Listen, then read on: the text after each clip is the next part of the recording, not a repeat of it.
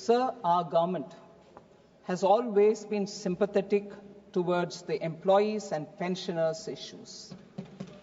For the first time, this government has implemented the full parity between pensioners of pre and post 7th CPC, Central Pay Commission.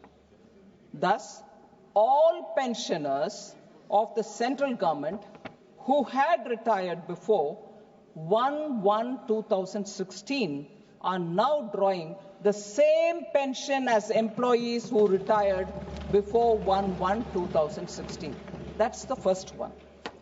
Thus, the demand of pensioners regarding parity has been agreed to and implemented by our government under the leadership of Prime Minister Modi. Prime Minister Modi also approved the establishment of 8th Central Pay Commission to revise the salaries and benefits for central government employees in January 2025. Now, as regards the amendment, I'd like to just give a brief background so that Honorable Member Venugopal understands why this amendment. The 6th Central Pay Commission, sir, was an expert body that had threadbare examined all the issues, disparities, and even representations which were given by employees before making their recommendations.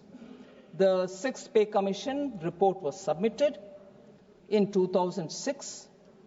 In March 2008, which thereafter, after careful consideration, was accepted by the government then, March 2008.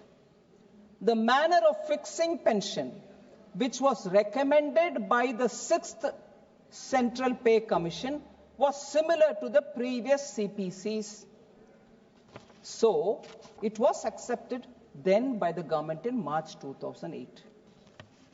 By this amendment that we are bringing in, the government is actually restoring that which was accepted in March 2008, and the 6th Pay Commission recommendation therefore is being honoured and respecting it as an expert body.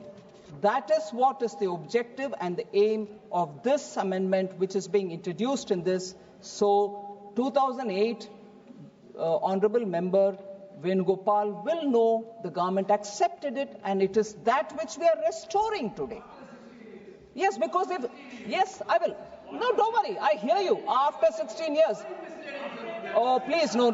Please sit down. Honourable Member, please sit down. I'll tell you. Why is after 16 years, sir?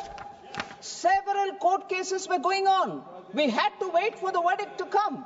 And then we've gone back to saying, yes, now all the hearings are over, verdicts have been received. We are going back to honouring the decision which was taken in 2008.